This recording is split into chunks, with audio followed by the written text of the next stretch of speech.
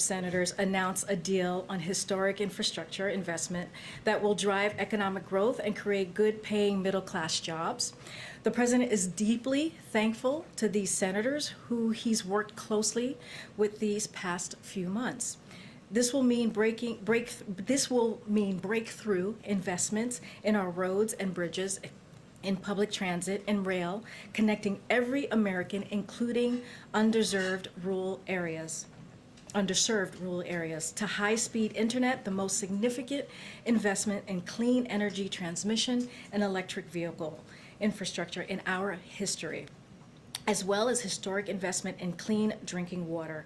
Combined with the president's Build Back Better agenda, the bipartisan deal will help us create 2 million jobs a year for the next decade.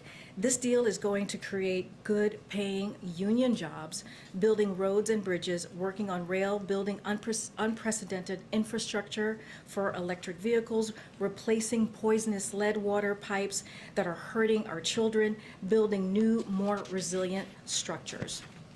Yesterday, 67 senators, which includes 17 Republicans, 50 Democrats, voted to move forward with consideration of this package, which is not only welcome because of the life-changing benefits, as I just listed out, this plan would mean for the American people, but also because of the healthy signal about American democracy it's sent to the world. And the president's colleagues in both parties deserve enormous credit for that. There's an incredibly broad and diverse coalition behind this deal, as you all know, ranging from the Chamber of Commerce to AFL-CIO, and including the nation's governors and mayors, building trades, and majorities of Republican and Democratic voters. Last week, an analysis led by John McCain's former economic advisor found that its benefits would overwhelmingly flow to middle class and working families as it helps create millions of jobs.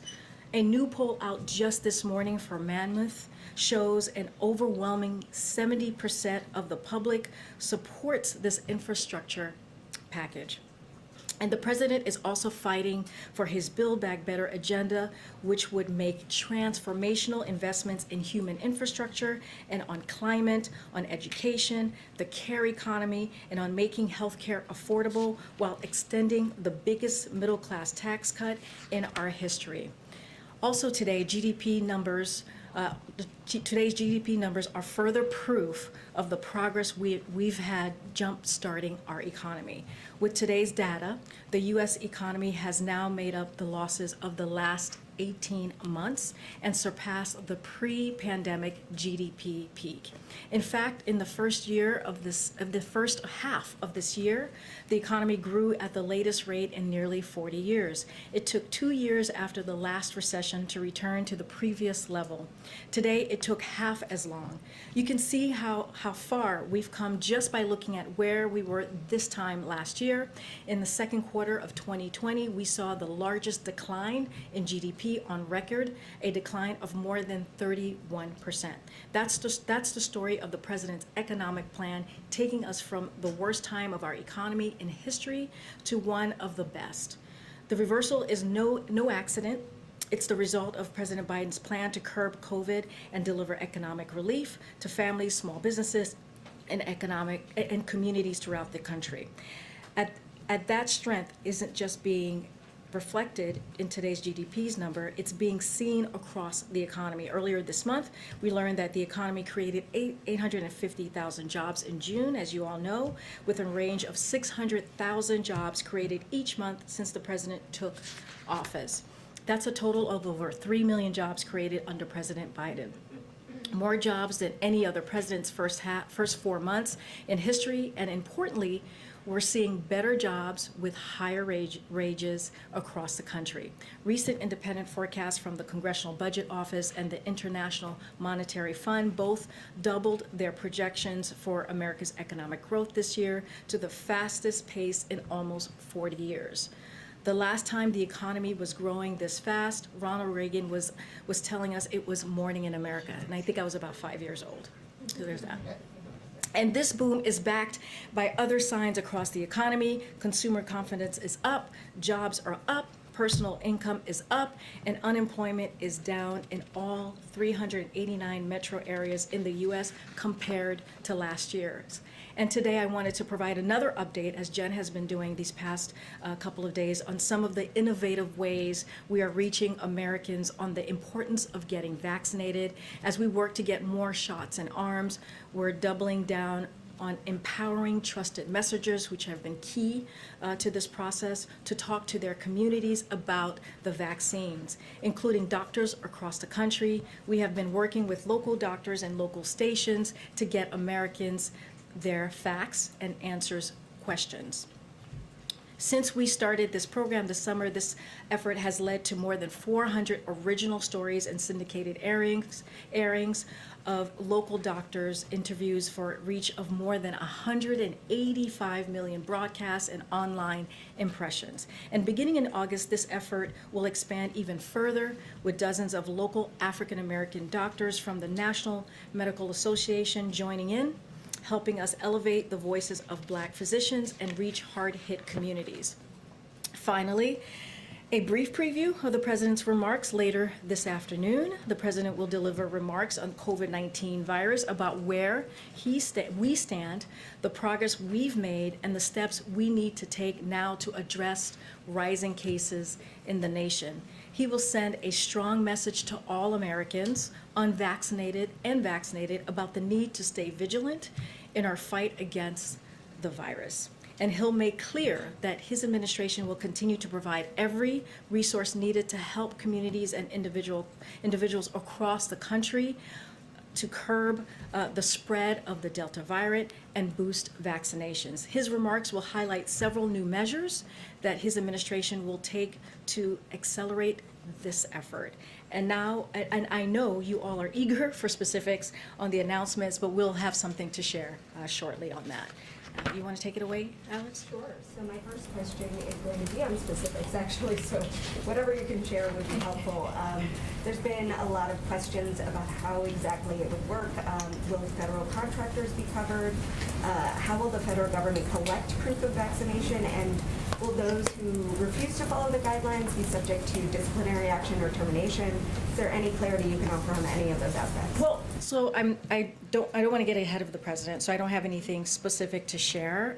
But I'll say a little bit more. I know the official details on the President's remarks and any forthcoming guidance that will be coming shortly on federal workers, as you're asking about, Alex. But one of the things that I want to kind of touch base on again, which is what I was talking about, which was one of the things that was under consideration yesterday. I discussed this yesterday on the plane on Air Force One on our way to Pennsylvania, which is attestation of vaccination.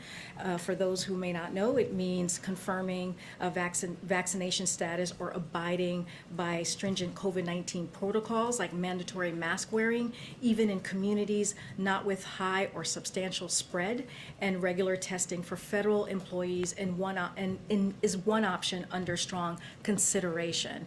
This is a really helpful way to ensure a safe workplace for employees. It also is not dissimilar to some of the protocols that you all have put in place in some of the new newsrooms that you work in, including Fox, Peter, who, to my understanding, is asking for self-attestation to ensure a safe and healthy workplace. So this is not an unusual matter. So we understand that there's significant weight to what the federal government handles, how the federal government handles reentry, and a key goal of ours is to ensure we have a sustainable model to keep employers across the country to make sure that they work in a safe workplace. And then on the SIV arrivals that are coming, can you tell us anything more about that? Are they coming tonight or tomorrow? Are they coming on a commercial, charter, or military flight? And do you know where they will be distributed when they arrive? Yep. So President, as you know, said clearly that he is committed to making sure that the people who helped us these past 20 years are also taken care of and being helped as well. Look, I can tell you that the President set a clear goal. We will begin relocating eligible and interested Afghan SIV applicants and their families before the end of this month. We're getting close to that. This is a whole of government 24/7 worldwide effort, as you all can imagine, and we intend to meet the president's goals. Out of just extreme caution, as you can imagine, Alex and others, and consideration for their safety and security and privacy of the Afghan special immigrants and their families, we're not going to discuss or confirm any details of flights at this time. And then one more on the GDP report that you mentioned. While it showed strong economic growth, it also suggested that employers are having trouble rebuilding their inventory and may have trouble sort of selling goods in the coming months. And while you guys have said that inflation is just an immediate concern, doesn't that suggest that there could be lingering inflation effects in the long run if companies are not able to build up some of those inventories because of supply chain bottlenecks? So just to say a little bit more, just to reiterate, like today's GDP's numbers are further proof of the progress we've made in jumpstarting our economy, as I mentioned. With today's data, the U.S. economy has now made up the losses of the last 18 months and surpassed the pre-pandemic peak, as I mentioned. In fact, the last first half of the year, the economy grew at the fastest rate in nearly 40 years, and it took 2 years after last recession to return to the previous level. Today, it took half as long. You know, just to give you a little bit more, just 1 year ago, CBO predicted real GDP would be 3% below its pre-pandemic peak in the second quarter of 2021. Today, we learned that thanks to the shots in arms and checks in pockets, it's now above the peak. You can see how far we've come just by looking at where we were this time last year. In the second quarter of 2020, we saw the largest decline in GDP on record, a decline of more than 31%. That's basically the story of the president's economic plan. This is what he has talked about for some time, and especially when you look at his economic policy, making sure that no one is left behind. This is part of, as we can imagine, as we've talked about, the Build Back Better plan. As it relates to the inflation and this GDP report, we knew the restarting the economy from a standstill in the middle of a pandemic would represent some challenges along the way, but experts inside and outside the administration believe that the data show the most of the price increases we are seeing are expected to be temporary. And so this is why we continue to push for sustainable, smart policies and investment, like the Build Back Better plan, which the president is going to continue to work hard towards. As I mentioned, this is his economic policy that he's talked about for the past year that started with the campaign, and it's really to make sure that we do not leave anyone behind. Now that you've got the infrastructure deal, does the president now turn his attention to the reconciliation bill? And does he hope to bring some Republicans along, or do you believe he'll just have to rely strictly on Democratic votes? Yeah, so as you can imagine, the president, this is just the beginning of the process. The president is committed to his Build Back Better plan, as I was just mentioning, which includes the reconciliation plan. As you can imagine, the president is going to continue to talk to congressional members on both sides of the aisles, as he's been doing this past 6 months, to make sure that he gets support for something that is incredibly important to the American public.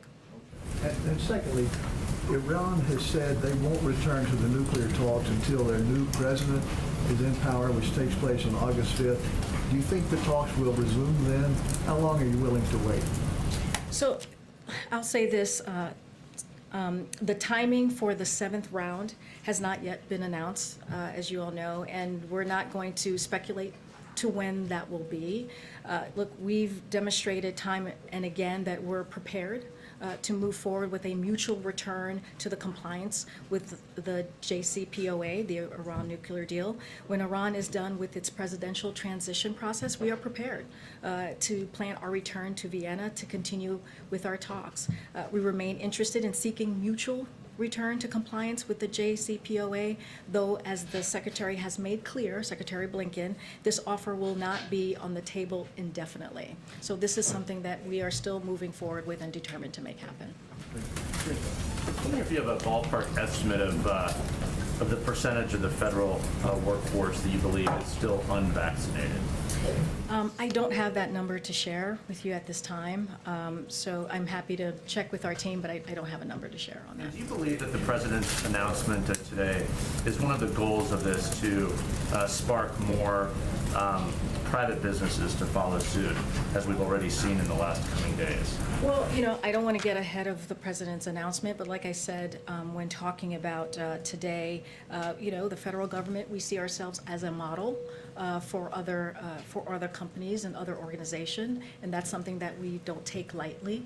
But as you can imagine, the president's goal, he's going to talk about this, and the president's goal these last 6 months is to really work to curb this pandemic, this virus, to fight against it. But it's going to take all of us. It's going to take all of us to do that. And our message continues to be, we have to make sure that people get vaccinated, and we're going to continue to do that as we've done these last 6 months.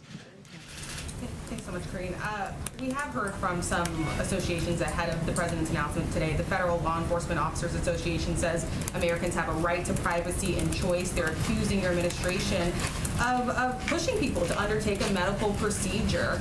Are you expecting resistance to this announcement, and what is your response to that? So I'll say this. Look, our priority is the American people. We have to make sure people are safe, and we're continuing to save lives. That is the most important thing. That's how this president sees this.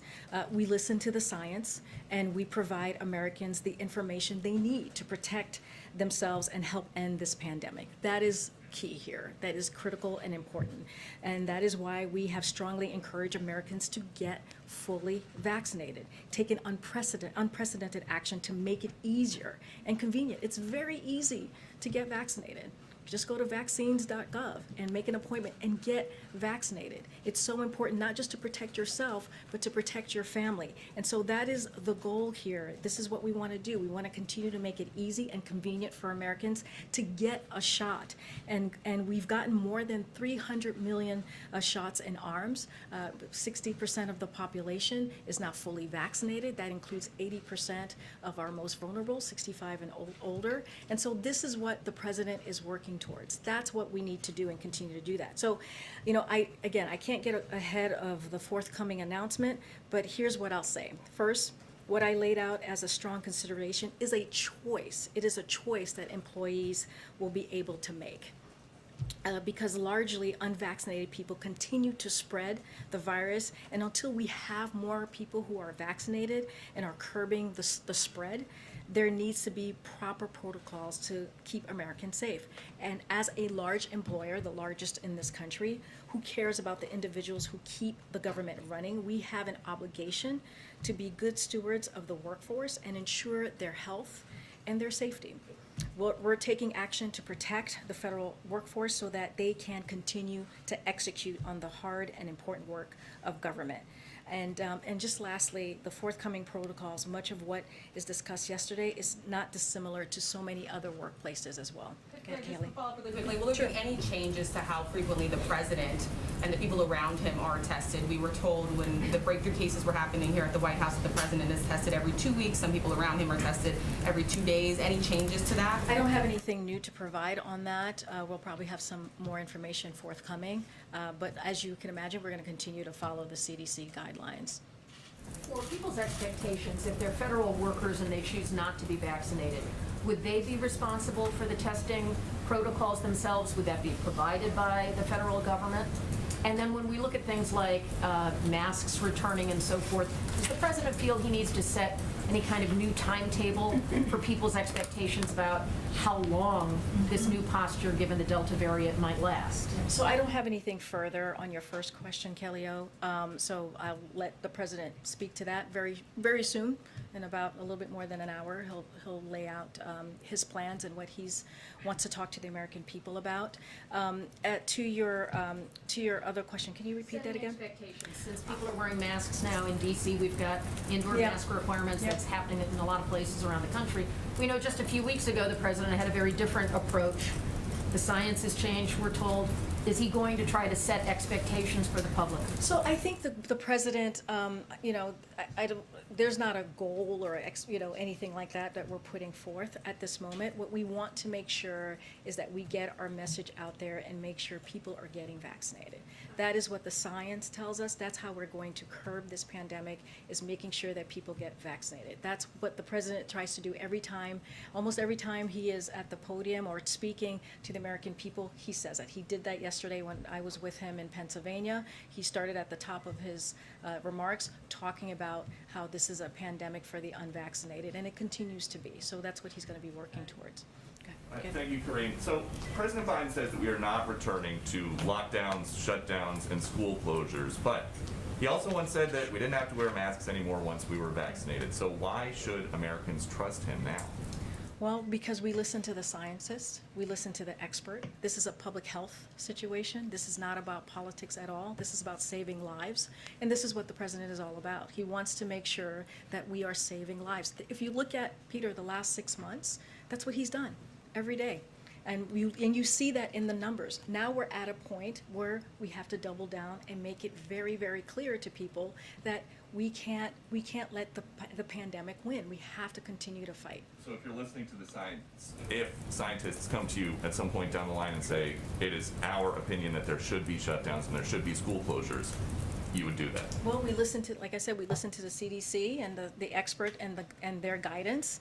The CDC is a body that is very well respected, and we follow their guidance. And after this new guidance came out, the head of the American Federation of Teachers, Randy Weingarten, came out to say, we are going to try to open up schools. Is that good enough for the president, just trying? Well, the president and the Secretary of Education has been very clear. By this fall, they want to see all schools open. They've been very clear about that the last 6 months. That's why in the Historic American Rescue Plan that he signed into law in April, there are resources in that plan to make sure that schools are able to open up safely, that schools have the resources to have the PPE, to get that ventilation. And so the president had that in mind when he put together that plan and signed it. But now that after the plan was out there, now after this new guidance, the teachers are saying they're just going to try. Is that okay? Well, we're going to continue to work closely as we have with local governments, with the teachers, as we've done and continue to have those conversations. I want to add, though, that nearly 90% of teachers are currently vaccinated. That's a good sign. Now we just have to make sure we also protect our kids, right, in school. We protect the other administrators at school, people who are immunocompromised, and that's why the CDC put out that guidance, making sure that people are wearing masks in schools. And last one, just because you talk about this administration having a priority of protecting the American people, can you help us understand why is it that the federal government is asking vaccinated Americans to wear masks to stop the spread of COVID-19, but at the same time, federal agents are also releasing COVID-19 positive border crossers into small towns in Texas? How is that? Well, let's step stopping back the for a spread? second, because this is, okay, very interesting. I'm sure everything's fine. Something I said? It could be. But you did laugh at my joke, so maybe that's a reaction to laughing at my joke. Okay, so I just want to be very clear here. I do want to answer your question, Peter. First, just to step back and do this 30,000-foot view, there's been no change in Title 42. Families and single adults are expelled if possible when apprehended at the southern border. The majority of apprehensions that we saw at the border in June were expelled. Those who can't be expelled or are awaiting processing are often placed in alternatives to detention programs while their cases are being reviewed. CBP provides migrant with PPE from the moment they are taken into custody, and migrants are required to keep masks on at all times, including when they are transferred or in the process of being released. If anyone exhibits signs of illness in CBP custody, they are referred to local health systems for appropriate testing, diagnosis, isolation, and treatment. CBP takes its responsibility to prevent the spread of communicable diseases very, very seriously. We value our partners in local communities whose work is critical to moving individuals safely out of custody and through the appropriate immigration pathway, and assist in mitigating COVID-19 and isolating quarantine when needed. So that's what I have for you, Peter. Okay, thank you. Thanks, Karine. I know you don't have a number, but so we understand the changes that the president is going to announce. What is the current policy for federal workers reporting their vaccination status, getting tested? What does that look like? I'm gonna not get ahead of the president here. No, I Again, mean right now. I don't have anything to share with you about what the current policy is at this moment. I'm happy to go back and check with the team and see what we can get from that, for you on that. But I also don't want to get it ahead of the president. He'll talk about this himself, and I just don't want to get ahead of him. Okay, so nothing to share on whether workers have to report anything? No, I don't have Okay. anything to share.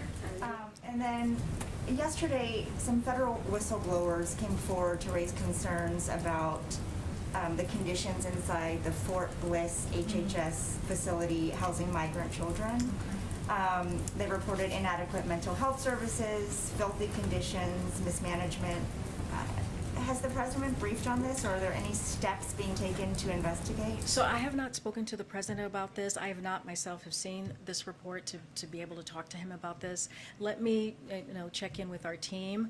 As you could imagine, the safety of migrants, the safety of young people is incredibly important to us, since they are in our care, as you can imagine. And so this is something that I'll check with our team on. Thank you. Gotcha. Thank you, Karine. On the eviction moratorium, which expires at the end of this week, we all saw Jen's statement on this. My colleagues just reported that congressional Democrats are seeking to extend that through December. Does the White House support Congress extending it to that deadline, or do you have a different deadline in mind? So let me step back for a second, because this is an incredibly important issue, as you can imagine, to the American people. So given the recent spread of the Delta variant, including among those Americans both most likely to face evictions and lacking vaccinations, President Biden would have strongly supported a decision by the CDC to further extend this eviction moratorium to protect renters at this moment of heightened vulnerability. Unfortunately, as some of you might know, the Supreme Court has made clear that this option is no longer available. In June, when CDC extended the eviction moratorium until July 31st, the Supreme Court's ruling stated that clear and specific congressional authorization via new legislation would be necessary to the CDC to extend moratorium past July 31st. And so in light of the Supreme Court's ruling, the president is going to work with Congress to make that happen. And if that is something that they're working on, we'll probably, hopefully, be working closely with them on that. So one follow-up on that. Some lawmakers, including Maxine Waters, are also pushing the CDC to just extend the moratorium again and then challenge the courts to overturn it. So if the congressional route doesn't work in the time frame that you have, why not go that route and see what the Supreme Court does? Let me just share a little bit about what we have been doing. So we will continue an all-of-government effort to keep Americans safe and housed through the swift dispersal of emergency rental assistance to states and cities, which has been incredibly important to the American people. And so we're going to make sure we get the word out, and so that people know that the availability of rental assistance is out there, and to support grantees in ramping up their efforts. Yesterday, we held a day of action to promote the availability of rental assistance, which reached tens of millions of Americans. Last week, the Treasury released new data on emergency rental assistance program, which showed that more than $1.5 billion in assistance was delivered to eligible households in the month of June, more than what was provided in the previous 5 months combined. So in June alone, this assistance served nearly 300,000 households, preventing them from facing eviction proceedings. And these funds that I'm talking about right now can continue to be dispersed to renters and landlords in need until 2025. So these emergency rental assistance funds do not expire when the moratorium lifts.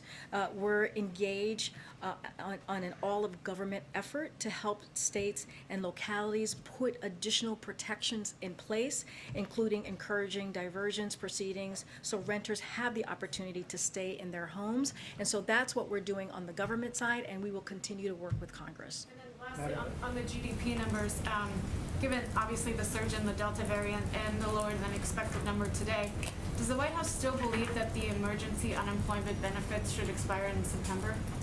Well, it's set to expire in September, as you just mentioned. That is something that we're going to keep an eye out. Look, our country and our economy are in a much stronger place than we were in January. That's just a fact. I talked about the more than 3 million Americans who are back at work, and and unemployment claims have more than halved. So we know the vaccines are working, including against the variants, at protecting against severe cases, deaths, and hospitalization. And so when it comes to the economy, there are no significant signs at this point of the Delta variant's impact, and would expect that much of the economy impact would be felt in the communities with lower vaccination rates, as we've been talking about. That's why we're doubling down on our efforts to ensure we're reaching Americans with vaccine where they are. So that's going to be our focus in the meantime. Thanks, Karine. I know you don't want to get ahead of the president's remarks, but I wanted to ask about communications strategy. You've been calling this the pandemic of the unvaccinated, the pandemic of the unvaccinated, but that's not really the case. Vaccinated people are getting it, they're spreading the virus. Even if they're not hospitalized, why does the White House feel that calling it the pandemic of the unvaccinated is effective? Well, let's just bring that back just a second. We are seeing breakthrough cases with people who are vaccinated, but not at a low rate. So just want to not scare people and make it sound like every vaccinated person is getting the variant, which is not the case. It is small, lower cases with breakthroughs in particular of people who are vaccinated. But what has changed, as you know, is because the people the vaccinated folks who are having those breakthroughs, they can spread it now. And so that is something that is something that we should be concerned about, which is why the CDC guidance has changed, which is why they are asking people to wear masks on outside, I'm sorry, not outside, indoors, inside. And so we're asking people to mask up. So the thing is, if people were to get vaccinated, then we would be in a better place to beat back the virus, including the Delta variant. And so we have to continue to make sure the unvaccinated are getting vaccinated. When we were talking about this 2 months ago, the Delta variant was at 1%. And so, and we were seeing, we were vaccinating people, we were seeing the numbers go up in vaccinations, and now we're at a point where, people are just not doing that. And we know for a fact, it's easy to get that vaccine. It's free, it's accessible. So that's why we're saying it is the pandemic of the unvaccinated, because that is why we're seeing this variant really taking over in hospitals right now. Hospitalization, more than 97% are people who are not vaccinated. Can I also ask you about, the president is reportedly meeting with some Democrats about protections for Dreamers. Can you talk about that meeting? And can you also share what type of concrete action is the president going to be doing moving forward on this?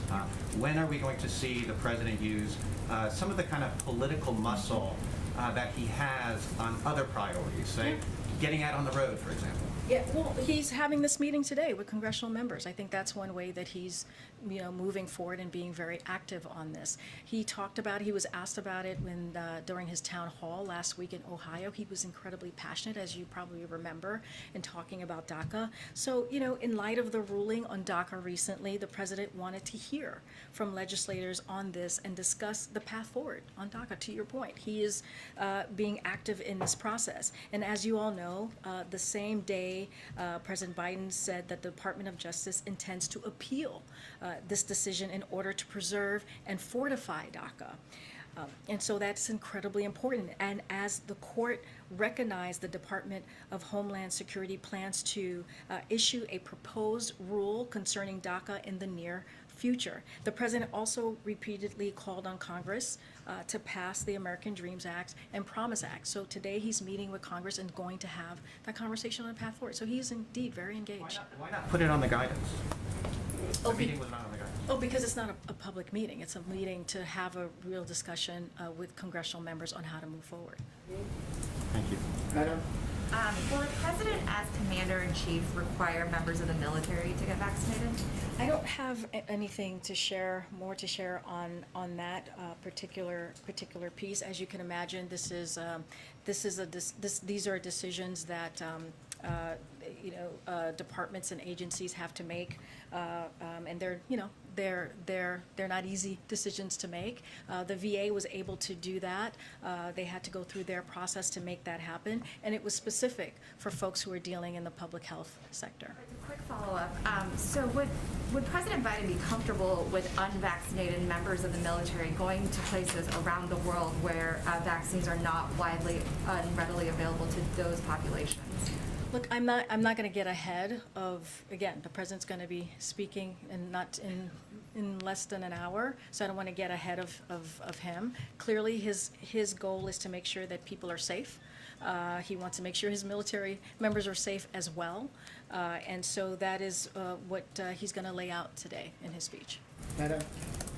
Question about the unvaccinated. Based on the administration's outreach to communities, does the White House know more about why certain Americans are still hesitant or resistant to getting the vaccine? Well, as you know, it's an individual choice. There are reasons for many, for different Americans or people who are living here to not get the vaccine. But our job is to make sure that we continue to have trusted voices, to make sure that we listen to the science, to make sure that we have that public health education out there to let people know how important it is to get vaccinated.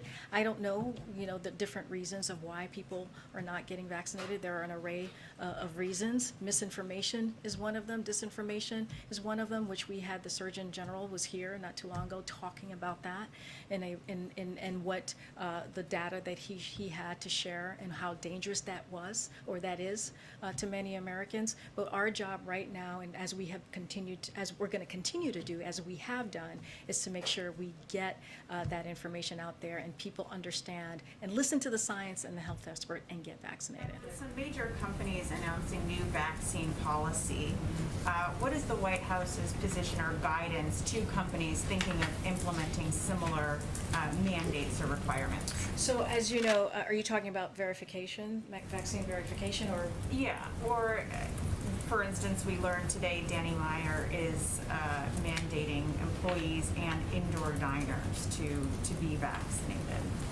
We're not, as you know, we're not going to mandate, we're not going to do the mandating across the board for the American people. What we're going to continue to do is listen to the guidance, the CDC guidance, listen to the expert, and follow what they tell us to do. And but we're not going to be mandating anything from here. Does the White House, though, encourage companies to implement their own stricter policies? Yeah, they have the flexibility to do that. They are private companies, private organizations. They have the flexibility to do that, to put in mandates that works for them, that's important to keeping their staff safe, and that is important. I'm told we have to wrap. Oh, okay. I'll take one more. Karine, can I ask a Go question ahead, about go ahead. travel restrictions? Thank Go you ahead, very much. go ahead. What is the difference to the administration between a vaccinated American traveling to Europe or the UK or any other country that the U.S. has travel restrictions on and potentially bringing back the Delta variant or some other strain of COVID, and someone who's vaccinated from one of those countries coming here and potentially bringing one of those variants with them?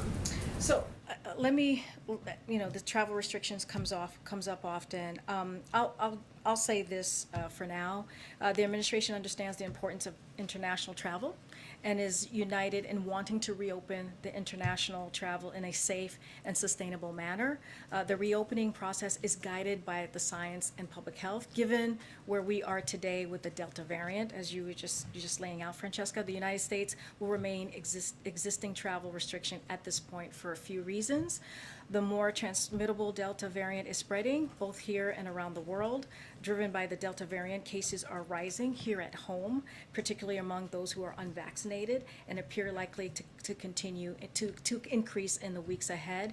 And the CDC just advised Americans against travel to the UK this past Monday, given their surge in cases. Any travel from any other countries, I would refer you to them.